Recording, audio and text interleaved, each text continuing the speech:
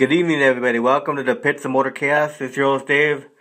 I got online with me Lucas, modified driver, Jessica Clark. How you doing, Jessica?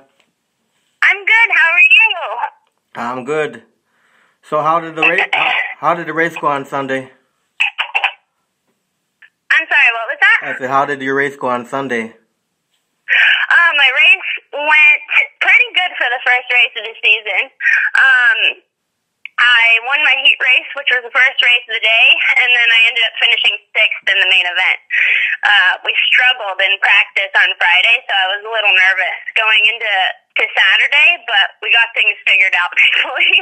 So it ended up being good. It was a brand new racetrack and a brand new car. I think our season's looking pretty good this year. Well, that's good. So let me ask you this. So let's start off with a brief history of how and what was your desire to start oval track racing? What? I'm sorry, was the question what made me want to start oval track racing? Yeah. Well, I initially started in go-karts, which was a road course racing style, and my dad got me into that.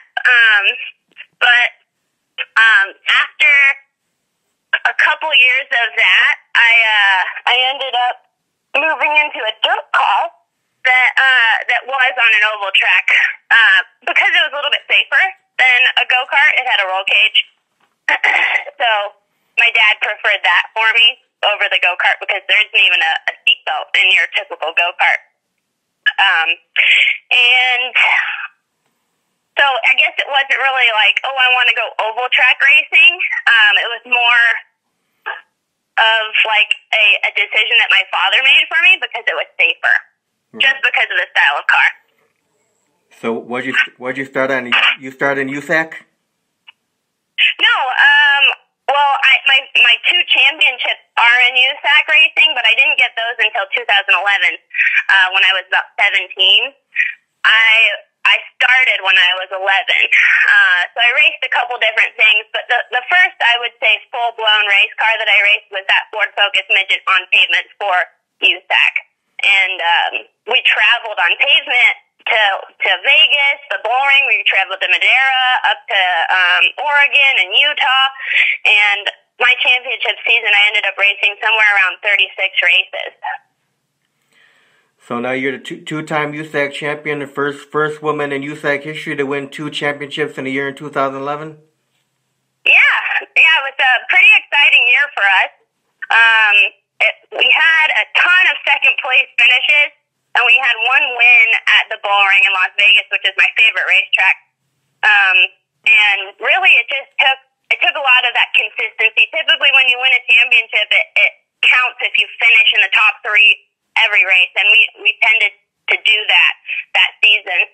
I haven't had any championships since then. I've been close, but after that, I started racing in the Lucas Oil Modified Series, and that car was a house-run car. So it was just me, my dad, and my mom, who would make us sandwiches and bake us cookies for the day, and we would run with this series, and it was traveling everywhere, pulling motors every other race because we'd go small track, big track, small track, big track, and we'd have 2 motors that we'd have to swap in and out of the car. So that didn't last as long as I wanted it to because I ended up going to college and it was just too much to financially do, and time-wise it wasn't possible. So I had to give that up, but luckily I had a ride in the car that I'm racing in right now, which is a Dorf car. And they race on quarter-mile dirt tracks. And we travel, I would say, from Utah to Oregon and down to San Diego. So that's kind of our triangle that we have for traveling the national Dorf car races. So now, when you were growing up, were you inspired by any other drivers that you watched? I honestly, when I was growing, when I started racing, I just loved to drive. I wasn't like a racing fan. I had never even really been to a race. My dad just was like, one day, he's like, hey, you want to drive a go-kart?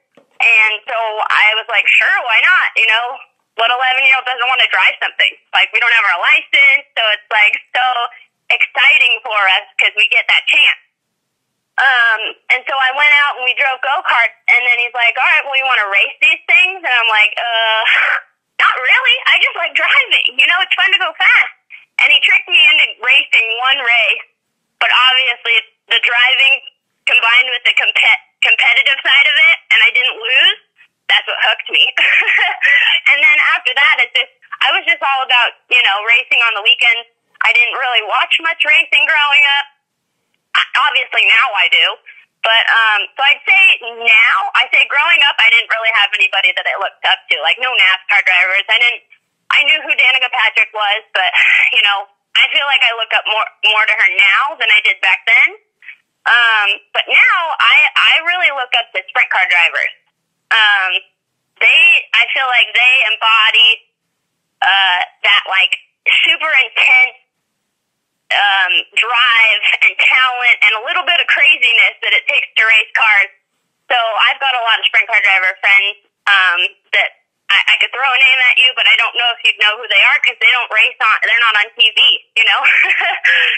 Right. So can you tell us a little bit about your car? So the car that I'm currently driving is called a dwarf car.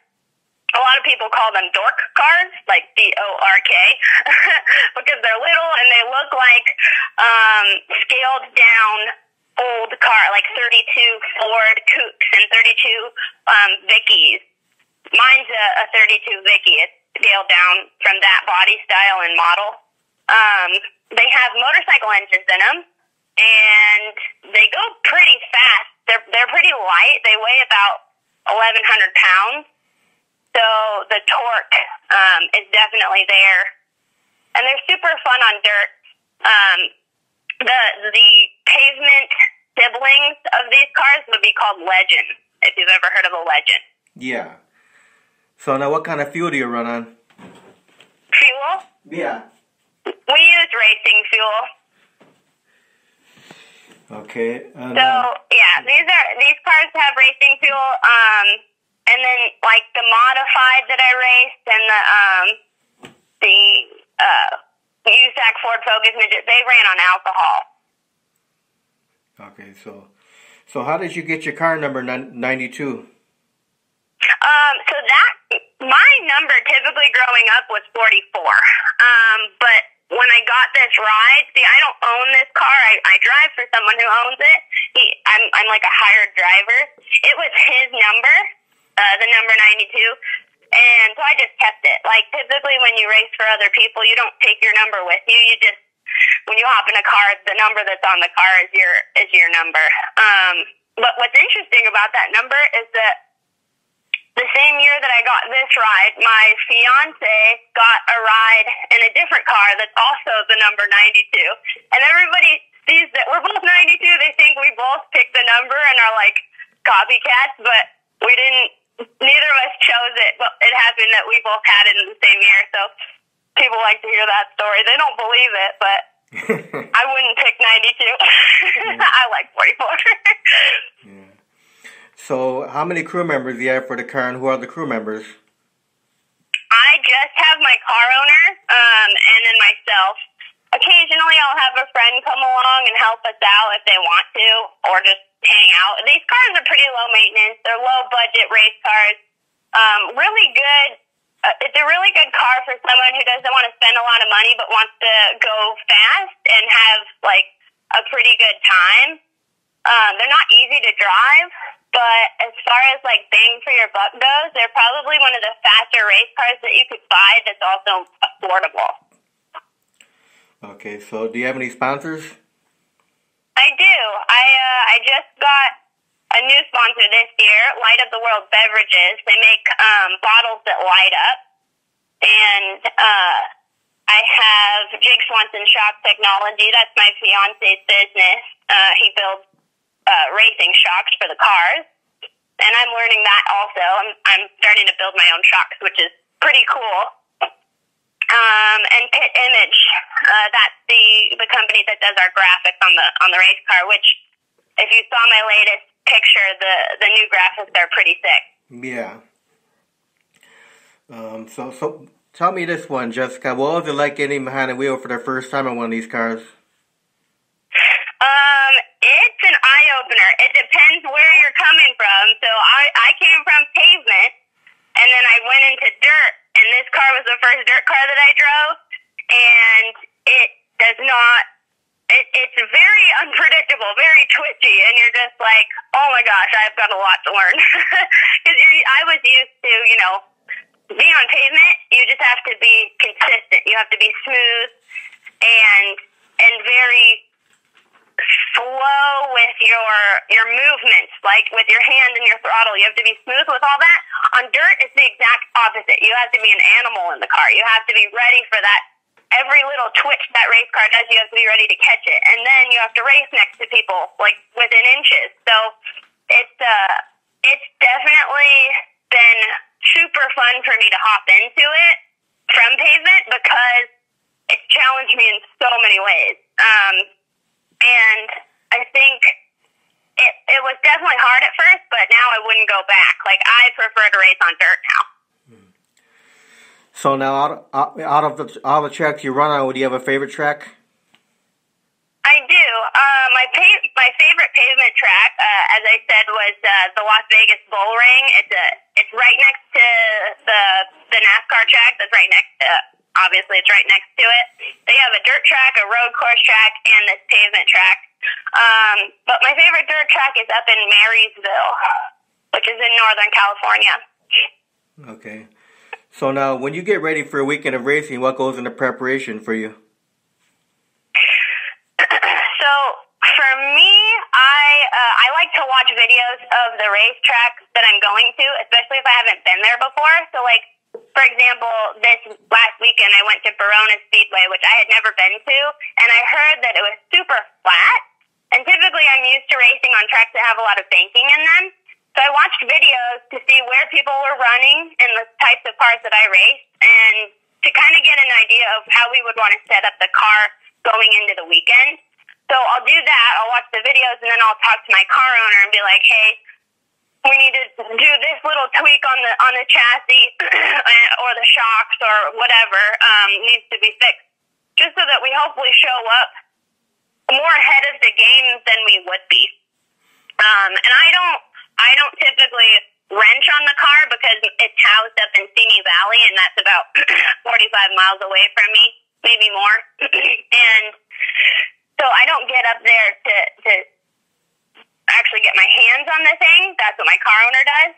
But once we're at the racetrack, we communicate all day long, and we're constantly tuning on it, and I'm telling him what I'm feeling and what needs to be changed on the race car to make it go faster. Okay, so throughout your racing career, have you had any accidents or near accidents at all? Yeah, I've had a couple. I had one crash at Irwindale Speedway there was a crash in front of me. I made it through, and then it caught me from behind. So I had that split second of celebration, like, oh, good, I made it through that. That was a mess. And then, boom, I get hit from behind, and literally everything on the race car except for the roof was destroyed. So I didn't flip, but we had to buy brand new everything other than the motor and the roof. And my seat. My seat was fine. Thank goodness. But that one rattled my cage pretty good. And then I flipped in Oregon a couple years ago in my Dorf car. I rolled it about 5 times on a practice night. It was really embarrassing because I was like all alone and I was just practicing. Yeah. So, some people do that. It's more common than you think with sprint cars and stuff. They're open wheel. My Dorf car wasn't so common flipping in practice, but I still managed to do it. So what goes through your mind when you're flipping around and around? Dang it! Honestly, I hit the wall and I was like, okay, here we go. Hold on tight. And you start flipping, and there's weird things that you notice. Like, I noticed that my entire back cracked. Like, I felt it. It was like I got an adjustment as I was flying through the air. It was creepy. And then when I landed on my roof, and you're dangling upside down, and you're just like, okay, get me the heck out of this thing, or flip me over, you know. And the guys ran up to me, and they're looking in the cockpit like, you know, I immediately shut off the ignition. I shut the fuel off so that I reduce the risk for fire. You don't want to be on fire and upside down. But these guys ran up to me, and they're like, okay, get out of the car. And I'm like, you're not going to flip me over first? They're like, no. So they made me drop down onto my head and, like, crawl out backwards out of my car, which was, I was able to do it because I had, like, the gnarliest adrenaline rush ever. But I would have preferred them to flip me back over so I could get out like a normal person. Yeah. So now, Jessica, I'm sure you meet a lot of fans from time to time. I'm sure you get asked some awkward or uncomfortable questions. Do you have any personal stories along those lines?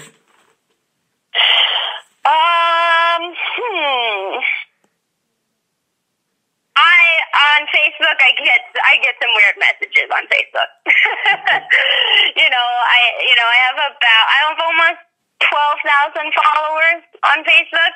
So I do get the occasional, like, weird things like, hey, baby, what you doing tonight? Or like, oh, you need to set me up with a good man from somebody named Christina Overy. And I'm just like, I don't know if this is a real person. But those are pretty few and far between. I feel rude not responding to them, but you know, I'm not going to go waste anybody's time. So I do get good messages, though. I love posting videos on Facebook because people are so nice. And I feel like social media makes it really easy for people to be jerks because you can hide behind that keyboard. But luckily, I haven't run into too much of that stuff with my personal page. I have recently been doing some, like, driver interviews for USAC. Like, I'll go to the sprint car races, not as a driver, but as, like, a person who does, like, social media interviewing, and I'll interview people. And it's not easy to be on live Facebook talking to somebody and asking them questions and having, like, live viewers commenting and being like, who is this chick? Like, what's she talking about? And, like, I don't know, people can be rude, you know? And so I definitely respect all the people who try to do their best, and, like, I don't really appreciate, you know, the haters. Right. So now, when you're out on the track, do you have a personal code of conduct? What do you mean? Like, while I'm racing? Yeah. Or just my whole race day? The whole race day. The whole race day, my motto is, be friends with everybody. I've always been the person who goes and I try to make a point to talk to as many of the drivers as I can if we cross paths. And I've always had respect as my number one attitude, I guess. I respect drivers on and off the track. But then it also comes to a point where if somebody intentionally takes me out, I'm not going to just let it roll off my shoulders. I'm going to go have a conversation with that person, and get it sorted out, like, face to face, because, you know, I don't want to be, in racing, you can easily walk all over people, and especially being a female, I feel like I have to assert that I'm not here to just go in circles. You know, I'm here to win too. Right. And I'm not saying that, like, people have been rude to me because I'm a girl, because that actually has not really happened. But I feel like there's more of a tendency for me to get taken advantage of on the racetrack. Like, they think they can scare me, or like, they freak out if I pass them, and then they run straight into me and end up spinning themselves out, which happened this last weekend, actually. So I guess there's respect, but there's also confidence and the attitude that I'm not going to back down if you try to scare me, you know, because there's a lot of intimidation in racing. Right. So now, are there... But that's what makes it fun. Yeah. So now, are there any questions that you get asked so many times that you get tired of answering?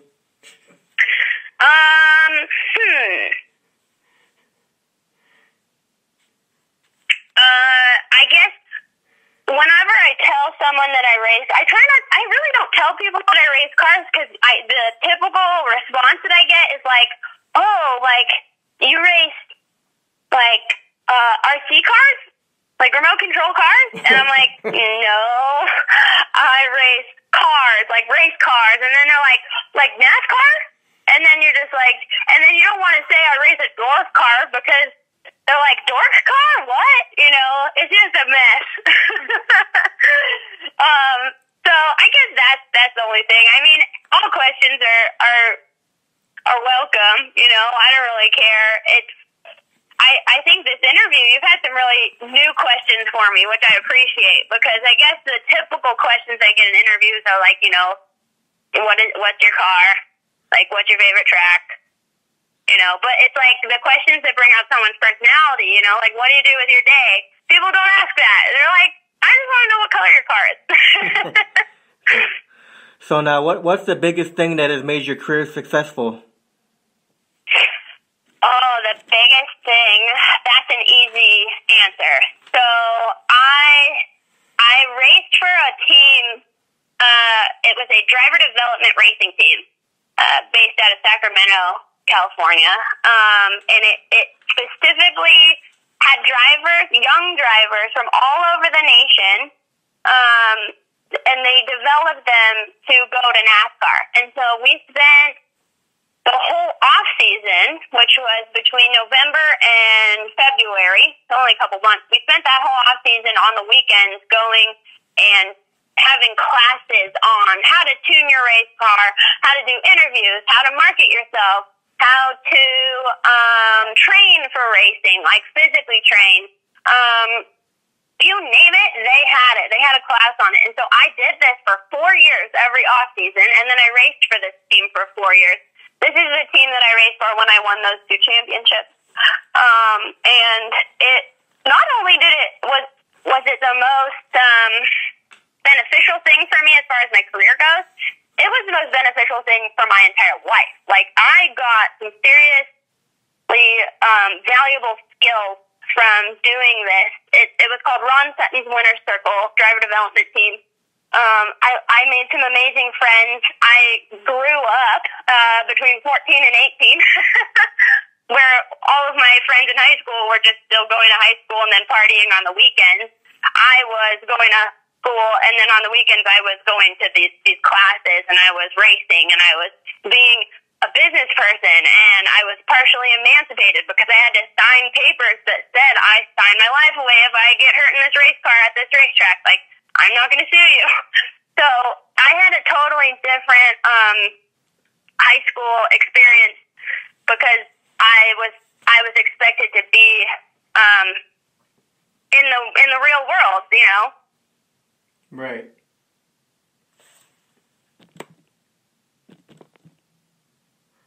Hello? Are you there? Yeah, I can hear you now.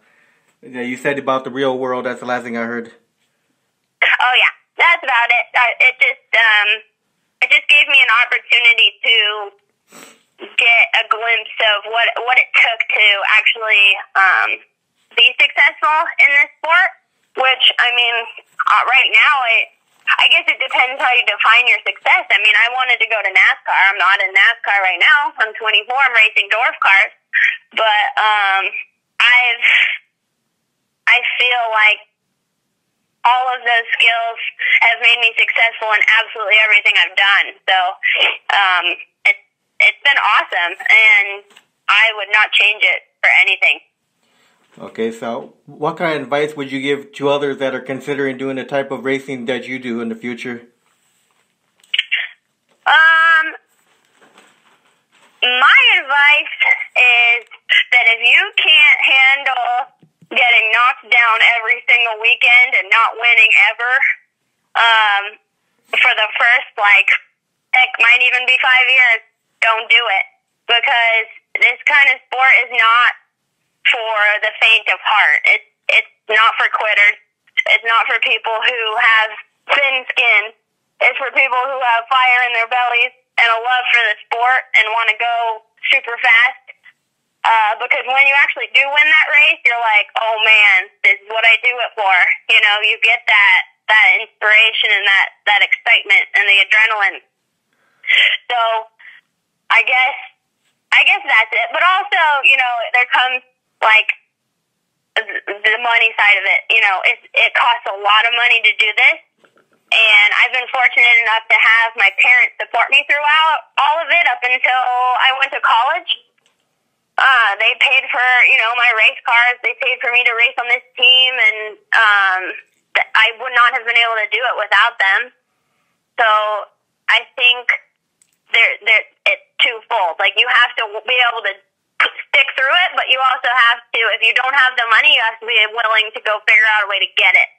Because there's always ways to get money. Like, I feel like that we live in an abundant universe, you know, and if somebody gets sponsorships that you don't have, it doesn't mean they're taking sponsorship away from you. It just means they found their opportunity. Now go find yours, you know? Yeah. So I think that's the fun part of it. Is like, you get to make all these connections with people, and you get to kind of build a following where you're actually influencing people's lives in a positive way, hopefully, through the brands that you get to bring onto your team. Right. Okay, now you ready for the fun question portion of an interview? Yeah. If someone said, Jessica, here's $300 million, build me a racetrack, where would you want to build a racetrack, and what kind of features would you want to put into this track? Ooh, you know what? I'd build a ranch that connected to the racetrack so that I could live there 24/7. And it would be in Ventura, because Ventura is the land of all things that are good. For those of you who don't know where Ventura is, it's in California, Southern California. And I would build a rally, like a global rally cross racetrack. So it'd be like, there'd be hills, there'd be little jumps, and there'd be dirt and pavement. It would be road course. It would just be crazy. And I would have all my friends race there. I'd have cars for all of them. And then, you know, if we wanted to hold real races, we'd do it. But I would have a heck of a lot of fun with that. Sounds good. So how many trophies have you won throughout your career? Oh, I don't know. I just was going through my attic the other day, and I threw away like 4 boxes. They're like old plastic, you know. Yeah. Like, I don't even know. I'd say like 50, but I keep the ones that are like super meaningful. So like I have 2 medals for my USAC championship. They're gold medals, and I have 2 of them. They're like framed. And I have a couple. I have a hard charger plaque that I won in the Dorf car at a national race, because I'd made 15 passes in this race, which that's what a hard charger is the person who makes the most passes in the race. And I think that trophy is one of the coolest things you can get. If you don't win the race, you'd rather have a hard charger than anything else. Okay, now who's been the greatest competitor for you? Ooh, that's a cool question. Well, I would say first, all of my teammates that I used to race with in the Ford Focus, they were all super good, and all of their cars were just like mine. So the playing field was level, and any number of them, like I probably have a handful of 7 names that I could tell you. They were all my biggest competitors. But the person who has influenced me the most and made me a better driver out of everybody is definitely my fiance. His name is Jake Swanson. He races non-wing 410 sprint cars. USAC midgets. He finished 5th at the Chili Bowl in the A main. If you know what that means, it's like a really big deal. There were like 500 cars there, so to finish 5th out of that many cars is pretty cool. But he is ruthless with me, which I appreciate because he will be honest. And he doesn't sugarcoat anything. If he's at my race and he sees me driving and I'm doing something wrong, he straight up tells me, like, you are donkeying around out there, Jessica. Like, get your head on straight. You're driving the car all wrong, and you need to do this. And then I'm coachable, so I'll just do it. But I love, like, having someone to tell me, like, what the heck I'm doing wrong. Because I can't see myself driving. I'm in the car, you know? Right. But he's definitely been... I've raced with him twice, and so he was a pretty big competitor, so I think it counts for this question. But that's how we met. We met racing about 7 years ago. He won, I got second. Then the next weekend, I got fifth, and he got sixth. We haven't raced since, so we're even. And we'll probably never race each other again. Because we don't want to unlevel that playing field. One can't be better than the other, you know? Yeah. So now, Jessica, do you have any hobbies outside of racing? I have too many hobbies outside of racing. I like to surf. I like to rock climb. I love horses, although I haven't ridden in a long time. But I'm a certified yoga instructor. Growing up, I played 9 sports. Like, throughout, I was a competitive sailor. Like, I've had an amazing life, and it's actually been more of a distraction than anything else at times. Because it's like, my fiance, he's like all racing, and me, I'm like every color of the rainbow of sport. Like, I will do it all, you know? And sometimes I feel like I need to focus more on racing, but I just love doing so many things. And, yeah, so I guess my biggest hobby other than racing would be surfing. I've competitively surfed.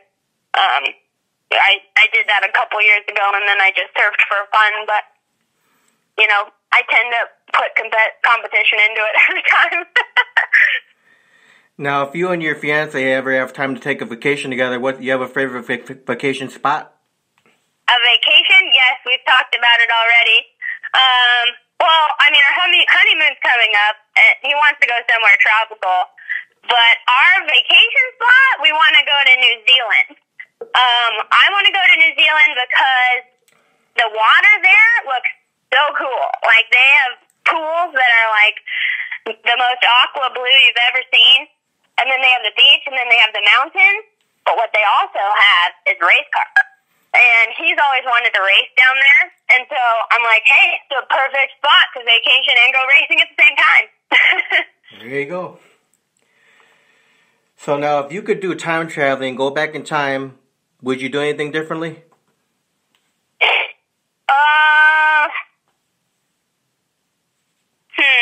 Yes.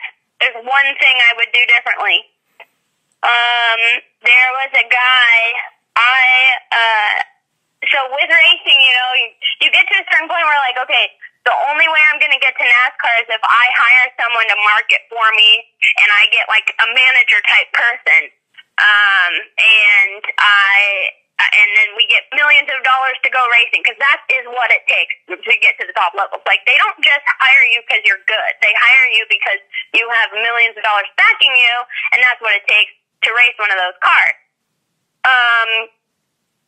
I found this one manager guy who was located in North Carolina, which is the hub of NASCAR, and he was selling us pretty good deal, like, I'll do X, Y, and Z for you for marketing, but you're going to pay me a buttload of money. And my parents, being as supportive as they were, this is the one thing I regret most, like, as far as, like, how much money they spent on me. Like, I feel so bad that I begged and pleaded that this was going to be what made me a NASCAR driver. We paid this guy to market me, and he did it for about a couple months, but never did we meet anybody that he said he was meeting up with and trying to get meetings with for me to get sponsorship deals, and basically threw a ton of money down the drain for absolutely nothing in return. So he's a con artist. Yes, and it's just such a bummer. Like, I know I'm not the only person who's fallen for something like that, and it's a bummer because it wasn't my money. I'd be extra mad if it was my money, but I feel guilty instead because it wasn't my money. So I don't know if I'd rather be mad at myself, but instead I feel guilty. Like, I feel like guilt is the worst feeling, because my parents paid for it. I'm like, they're never going to see that money again. Right. So I guess my advice to people is be your own marketing agent. Read books on marketing. Do it through social media. These days, you can make yourself so famous on Instagram. There's a way to do it. Like, I just read a book, Crushing It, by Gary V. I think it's going around. It's a big yellow book with black letters. It's a golden book. It's super solid. Like, I've learned a lot from it. But you have to be in it for the long haul. Yep. So, Jessica, what's your favorite food? My favorite what? Favorite food. Oh, my favorite food. If you have ever seen one of my Lucas Oil modified commercials, it's Cheetos, but I have since changed it to anything potato. So, French fries, chips. I'm a salty person. Super salty. Ah, okay. But I also like steak. Steak? Yeah, steak's good. So and hamburgers. Okay. What's your favorite beverage? My favorite beverage is Light Up the World water. Okay. What's your favorite music? My favorite music? That's a really tough question. But I always go to the Red Hot Chili Peppers. Favorite movie of all time? Favorite movie of all time? Yeah. Talladega Nights. Talladega Nights. There you go. Will Ferrell. If you ain't first, you're last. So, favorite actor or actress?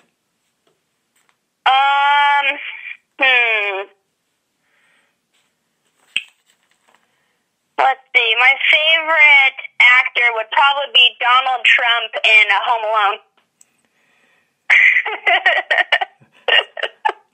So now, do you watch TV much at all? No, not really. I watch Netflix shows. So my latest was Shameless. I'm not ashamed of it. So you been watched that show? What? What was the show called you watch? Shameless. It's on Netflix. I said, so you've been watched that show? Yeah, I just finished it. It was pretty intense.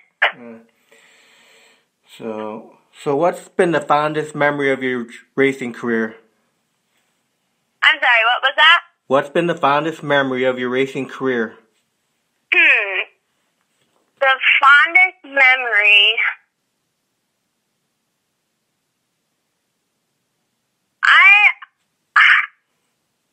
I would say when I won the race in Las Vegas at the bull ring, that was pretty cool because I passed the finish line and, I'm like, I did it. Finally. And then I got to celebrate that with my dad and my mom and my crew chief and my team. So that's one of the fondest, but I think really every time I'm just with my racing family, which is my group of friends that are in racing, it ends up being a good memory. We just have fun. We hang out after the races. We're there for each other. We're there for the wins. We're there for the crashes. We're there for the losses. So I think at the end of my life, all of it is going to be just one big fond memory of such a unique lifestyle and such a different way to spend your days going around the sun. Right. So how important do you think it is for kids to come out and watch racing? How important? Yeah. I think it's important. I mean, it's good to get out of the house at any time when you're a kid. There's so many video games these days. I didn't play any video games growing up. I played sports and I raced cars, and it's fun for kids to see. It's fun for kids to know someone who's racing and then root for them.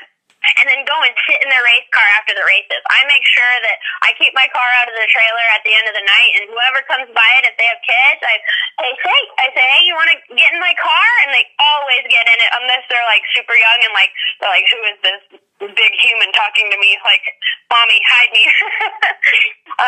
But I think it's super important for kids, but also young teens. Like I love young girl teenagers to come by and chat with me, just because I feel like girls need good role models, and like I think it's so important to be a nice person. Like whether you're a female or a male, I feel like nice people are just good for the world, you know, and that's my job, is just to be a good, nice person and talk to anybody. I'm no important than the next person, you know, we're all people. Right. So, Jessica, if people are listening right now and they want to find your racing schedule online, what's the best way to find the schedule? I don't have a schedule that's like printed anywhere. I should probably make one. I typically just announce, hey, this weekend I'm racing at Ventura or up in Northern California on social media, but I think I'll actually make one now that you say it. It's always changing. That's the issue. I'm constantly adding or subtracting races depending on, you know, what comes up and what opportunities I get. Right. But the best way to figure it out is definitely to follow me, Jessica Clark Racing on Facebook, and then my Instagram is jessica.clark.jcr. Now, Jessica, I want to thank you very much for your time to do this interview. Do you have any final words for everyone listening in? Thanks for listening. Thanks for having me on the show. And yeah, just reach out to me if you want to chat. You know, I try to be responsive as possible. Come to a race. Ask me, hey, are you ever going to race at such and such? Maybe I am, you know, if you know of a track by you.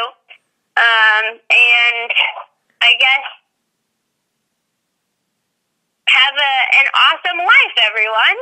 You know, I love spreading positivity. I hope everybody listening has a good life. And if we don't get to meet in person, I hope that I made your day a little bit better by telling you to have a good life. So what is your next event? My next event is next weekend. I'm racing at Ventura Raceway in a Ford Focus Midget again. So it's just like the car I won my championships in on pavement, but it's going to be on dirt. Okay, so that you all heard it right here. That's the next event if you're out that way in California. So head on out there. Go watch your race. Go in the pits. Say hello to her. She'll talk to you. Sign whatever you want to get autographed. So. Okay, Jessica, thank you very much for your time for the interview. Thank you. And you have good luck on your whole racing season. Thank you so much. You have a good night. Thanks, you too. Bye-bye.